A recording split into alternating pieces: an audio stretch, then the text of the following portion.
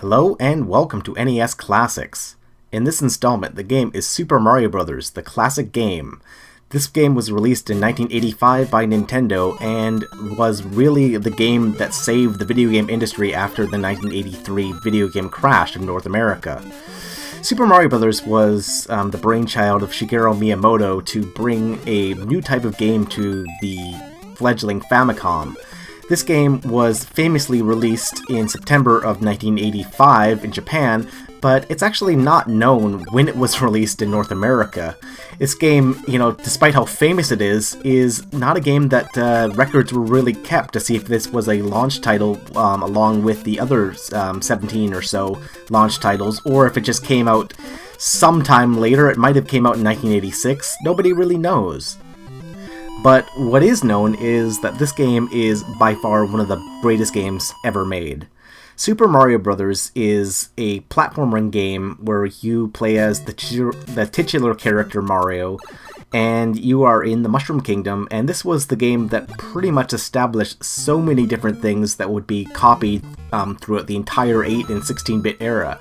From the way that your character would progress from the left to the right of the side of the screen, how you would jump on enemies to defeat them, how you'd get power-ups, there would be secrets everywhere, you'd die if you were, in your weak form. There's just so much to it.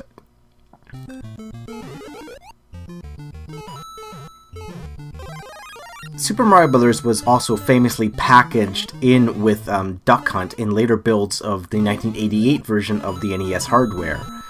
Eventually, you'd be able to get, a copy of Super Mario Bros. And Duck Hunt on the same cart, and, that's where most people probably first experienced this game. Personally, I didn't have an NES back in the day, and the first time I ever played the original Mario Bros. Was on Super Mario All-Stars for the Super Nintendo.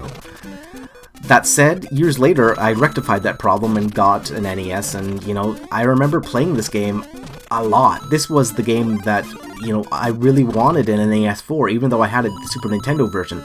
I just liked how primitive the graphics were, even though that the graphics here are really, really good for 1985. This is a game that is very, just obvious of what it is, and everything about it is just perfect. It's not a complicated looking game, but it's not a simple looking game either. It's got sort of a mix between both, having a very primitive, blocky look to it, like, say, Atari 2600 games, and also having more advanced looks.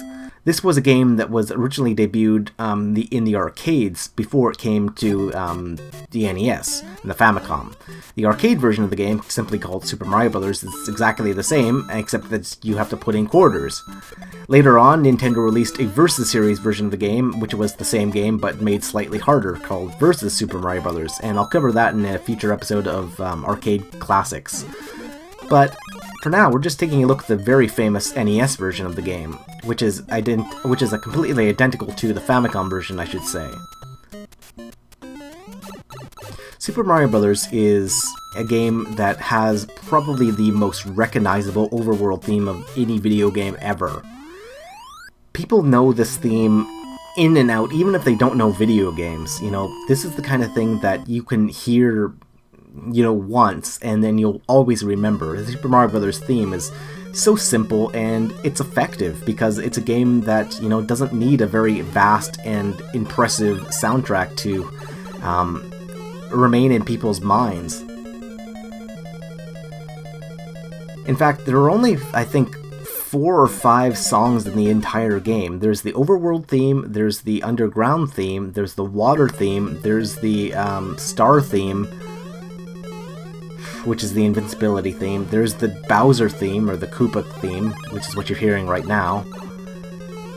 And there's the there's the Princess Toadstool theme at the end of the game, once you rescue the princess. So there's 5 songs in the entire game. Pretty crazy to think of like that compared to a soundtrack of, like, for a game that has, maybe over 100 tracks, like a modern day RPG or something,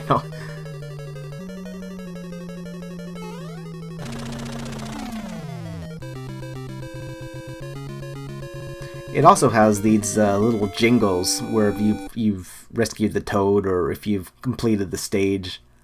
But I don't really count those as songs, they're just little jingles. So if you count those, then I guess you get 8 tracks. But again, not very many. Super Mario Bros. Is probably one of the very first action games to really have a physics engine, if you think about it, because when you kick a Koopa Troopa, what happens is they ricochet off of objects and, you know, have a sort of momentum to them. This means that Super Mario Bros. Is actually more important in the history of video games than pretty much any other title. This is a game that, you know, really introduced so many different concepts that Nintendo is still using with additional Super Mario Bros. Games, even now on on platforms like the Wii U and the 3DS. This is a absolutely winning formula that was just copied by hundreds and hundreds of different developers making platforming games for the NES and also the Super Nintendo and Genesis and the TurboGrafx 16 and so many different platforms. Platformers have sort of gone to the wayside in today's world, you know, where first-person shooters are the king of basically everything else. But even still, when you look at like new games that are still coming out now, like in the indie scene and stuff, most titles still have Super Mario Bros. Firmly planted in their influences. Some of the times when you play this game, you'll be thinking to yourself, I can't believe they thought about that way back in the day, you know, like getting to this block here, where you have to do a careful side jump.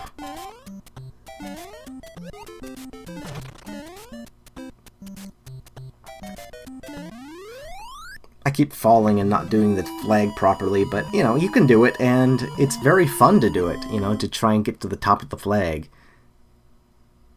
And I guess that's why, you know, the flag mechanic has returned again in Mario 3D Land and also Wii U. Mario... What is it? It's Mario 3D World. Yeah, that's it. So this is the 4th track in the game, which is the underwater theme. So this is basically your only other mechanic besides your, you know, platforming left to right. Here you have to swim from the left to the right. You might think this would be super easy, but it's actually more difficult than it looks because the water constantly pulls you down as like this undertow thing. And the game doesn't teach you this, you just have to figure it out on your own, you know, it's not like a modern day game which would give you a giant tutorial on this. So what I did there was I forgot to swim upwards quickly enough, and I just, you know, basically fell to my death underwater, if that makes sense. So this time I'm careful not to do that. There are only basically 2 enemies in the underwater world. There are the fish, which are the keeps, and there's the squid with the bloopers. Get to the overworld, get to the flag, and we have success. So the reason I'm showing you the entirety of the first 2 worlds is because I just want to show that there's variety in this level design, even though you have such simple elements here. This is a bridge stage that introduces the keeps above ground. So they're flying through the air now. They're like sort of like a flying fish.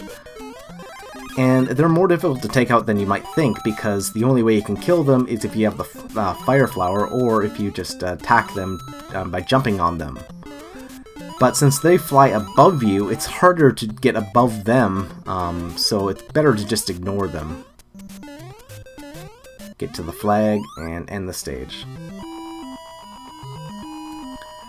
And the final stage is going to be 2-4, which is the Bowser stage, or back in the day, which is called King Koopa. Anyway guys, that'll about do it for this video, so thanks for watching. If you have any questions about this game, feel free to leave them in the comment section down below, and I'll see you guys next time.